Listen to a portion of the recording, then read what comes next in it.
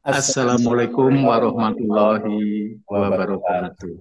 Waalaikumsalam warahmatullahi Warahmatullahi wabarakatuh. Innalhamdulillah Innalhamdulillah wa wa syukurillah syukurillah ala ala ni'matillah nikmatillah wala wala haula haula wala wala quwata quwwata illa illa billah billah. asyhadu Asyhadu alla alla ilaha ilaha illallah illallah wahdahu la syarikalah wa asyhadu anna Muhammadan abduhu wa rasuluhu la nabiyya ba'da. Allahumma sholli ala Muhammad wa ala alihi wa ashabi ajmain amma ba'du. Segala puji dan syukur hanya milik Allah, Tuhan seluruh sekalian alam. Kita wajib bersyukur atas segala nikmatnya yang telah dilimpahkan kepada kita semua, sehingga sampai hari ini kita dalam keadaan sehat walafiat, bisa mengikuti Thalibul Ilmi, mengikuti kajian rutin Sabtu pagi yang diasuh oleh Mas Dr. Agus Sukaca sekaligus sebagai narasumber utama. Sholawat dan salam semoga selalu tercurah pada junjungan kita Nabi akhir zaman Muhammad Shallallahu Alaihi Wasallam. Pertama-tama saya mengucapkan terima kasih kepada Mas Dr. Agus mendapat kehormatan untuk bicara. Namun yang dibicarakan ini ya mungkin hal-hal yang ringan-ringan saja. Dan ini sebenarnya kalau saya bicara di sini soal syawalan itu kayaknya seperti menggarami ini lautan. Karena banyak ustadz-ustadz, asatid-asatid yang ada di Golden Navy di sini yang sangat luar biasa. Yang terbentang dari Papua sampai di Sumatera. Tapi karena Mas Dr. Agus bicara begitu, ya Alhamdulillah mudah-mudahan ini bisa menambah sedikit pundi-pundi amal saya untuk kitab pulang nanti. Ya, tadi Mas Dr. Agus sudah membahas tentang silaturahim atau silaturahim. Kalau silaturahim itu kan biasanya untuk kerabat-kerabat yang berhubungan darah. Kalau silaturahmi ya sesama kolega kita, sesama di Muhammadiyah dan di non-Muhammadiyah dan semua umat. Saya ingin mengulik seperti yang ditulis oleh Mas Dr. Agus, setelah Ramadan itu kita mau apa? Nah, kita pada hakikatnya sebenarnya 1 bulan penuh, dan kemarin memang benar-benar 1 bulan penuh, 30 hari, meskipun kita ada 29 hari juga 1 bulan penuh. Kita sudah dilatih, kita sudah dididik, istilahnya ini forum tarbiyah untuk kita semua selama 1 bulan penuh dengan pendidikan yang sangat intensif selama 24 jam kali 30 hari. Nah, mestinya 24 jam kali 30 hari itu ada efek-efek positif atau dampak-dampak positif. Ada yang membekas di kita. Jadi bukan hanya bicara, tapi terutama di dalam tingkah laku kita, dalam unjuk diri kita setelah Ramadan, sejak dari Idul Fitri. Karena Ramadan yang sangat luar biasa, hampir semua kegiatan kita itu bernilai ibadah. Bahkan lebih ekstrim lagi, dikatakan bahwa tidurnya orang puasa itu sudah merupakan ibadah. Ini orang tidur aja beribadah. Ya kalau kita kaji lebih lanjut, ya memang ibadah daripada kita tidak tidur tapi ghibah atau memfitnah orang, ini yang harus kita hindari. Nah, kegiatan-kegiatan yang 1 bulan ini harus kita tindak lanjuti untuk hari-hari berikutnya selama 11 bulan ke depan. Ini di mana-mana pun di masjid pasti ramai. Sampai-sampai hari pertama itu takmir masjid mengatur jamaah itu sangat luar biasa. Karena apa? ada yang nggak kebagian tempat dan sebagainya, harus tambah menggelar apa tikar dan sebagainya untuk di luar. Nah, ini juga hal yang sangat luar biasa. Yang lebih penting lagi bagaimana kita untuk hari 11 bulan ke depan. Muhammadiyah bukan asing lagi, terutama untuk bapak-bapak, mas-mas, laki-lakinya untuk sholat jamaah di masjid, sholat-sholat fardu. Nah ini juga harus kita lestarikan. Kita rawat sholat kita untuk jamaah di masjid. Kadang-kadang ada yang beralasan, aduh, nanti pulangnya baru malam. Nah, kalau malam tidurnya di mana? Kalau tidurnya di rumah, insya Allah subuh itu kan mesti ada di rumah. Kalau memang orang yang sibuk maghrib sampai isya tidak di rumah, ya subuh itu bagaimana untuk mengalokasikan waktu untuk pergi ke masjid. Kita rawat.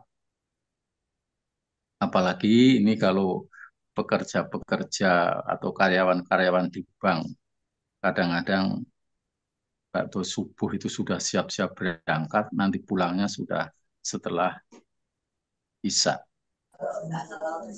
Nah, ini juga harus kita siasati di masjid kita, bagaimana usahakan untuk tetap berjamaah, karena fadilahnya yang sangat luar biasa. Ini mengingatkan kita semua untuk sholat jamaah di masjid. Bukan itu saja, sodakoh satu, sodakoh yang selalu dilipat gandakan oleh Allah, yang kita tidak bisa membilang atau tidak bisa menghitung, karena itu kan hak-hak Allah. Harus kita lestarikan, harus kita rawat. Dan juga kita harus memantaskan diri kalau mau sedekah. Nah, seperti Pak Kiai Sairi, masa Kiai Sairi itu pulang dari masjid, mampir di kota amal hanya 1.000 atau 2.000. Apakah kita tidak malu dengan Allah? Kita sudah dianugerahi, kita sudah dilimpahkan rezeki yang sangat luar biasa. Maka kita harus memantaskan diri. Wong kita dengan manusia orang lain, dengan sahabat-sahabat kita, silaturahim pun kita juga memantaskan diri. Bagaimana baju kita, kalau kita pengajian, itu memantaskan diri. Tapi lagi kalau tidak dengan Allah tidak memantaskan diri itu bagaimana? Yang berikutnya untuk ngaji. Ngaji itu biasanya di masjid-masjid. Waktu sholat isya kita langsung tadarus. Memang itu luar biasa, santuari juga penuh.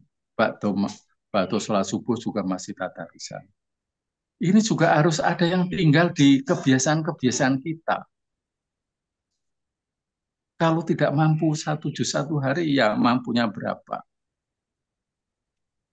Bisa diawali dengan waktu sholat tahajud, sholat witir, kan biasanya masih ada waktu 20 menit atau berapa untuk menunggu adzan subuh.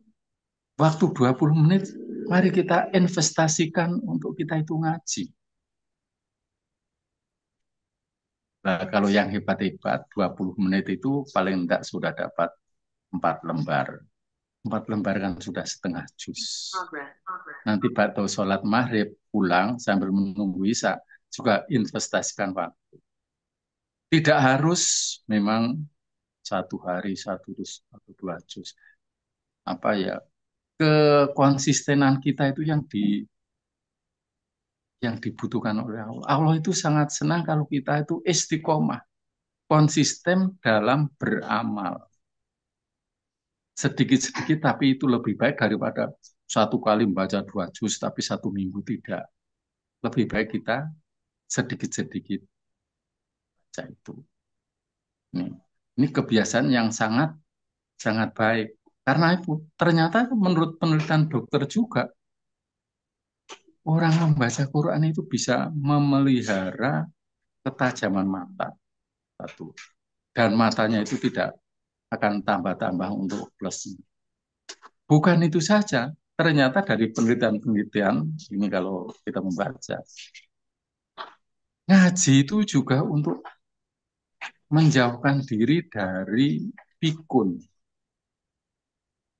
Nah ini mungkin kita sebagai orang-orang ilmuwan juga perlu diteliti bagaimana pengaruhnya untuk yang update. Ini hal yang sangat positif sekali bagi kita semua. Ini kita perlu laksanakan. Makanya kalau orang ngajinya baik, insya Allah tuh kepikunan itu akan jauh dari kita. Tuh.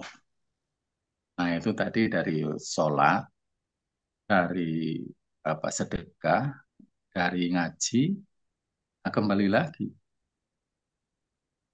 seperti puasa sudah ditegaskan oleh Allah bahwa puasa itu untuk Allah, maka Allah yang akan memberikan imbalan, akan memberikan hadiah, akan memberikan pahala, termasuk apa ya, suka-suka Allah yang memberikan pahala. Padahal yang kalau Allah katanya Allah yang butuh, padahal hakikatnya bukan Allah yang butuh. Kita sholat, kita zakat, kita haji, kita puasa, dan semuanya dari rukun Islam itu. Hakikatnya adalah kembali kepada kita. Kita yang butuh, bukan Allah yang butuh. Dulu zaman Orde Lama, namanya TVRI yang masih hitam putih, yang mengasuh hari Ahad pagi, kalau kajian itu Kiai Haji Qasim Nur Sikha. Jadi Allah itu superlatif, tidak membutuhkan apa-apa. Allah itu yang maha segalanya.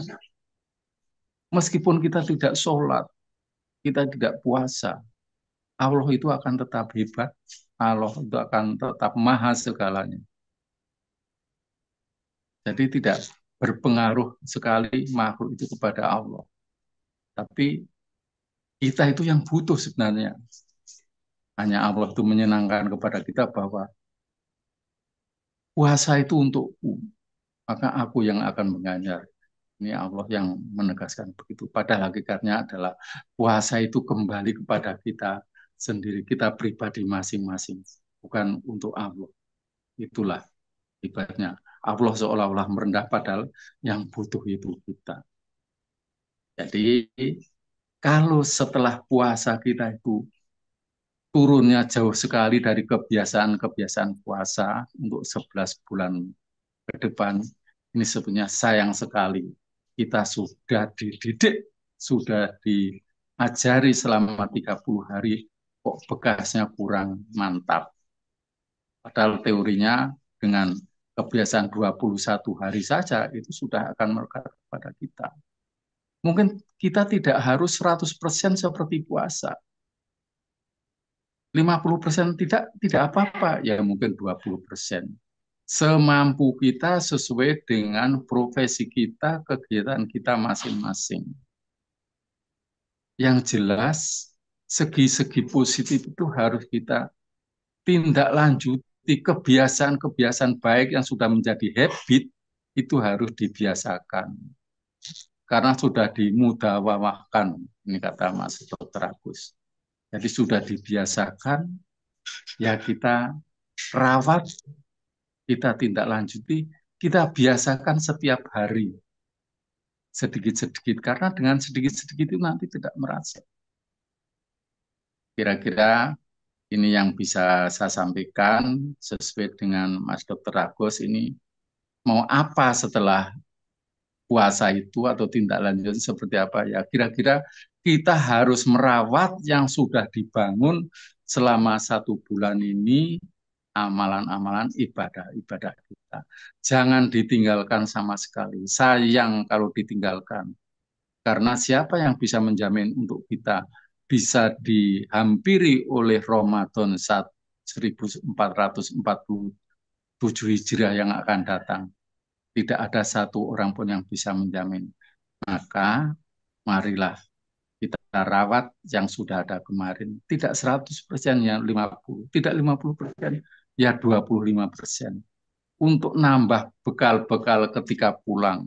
Karena kalau kita sudah pulang, kita tidak bisa menambah bekal. Mohon maaf apabila ada yang tidak berkenan. Nasrul minallah wa bikum. Assalamualaikum warahmatullahi wabarakatuh.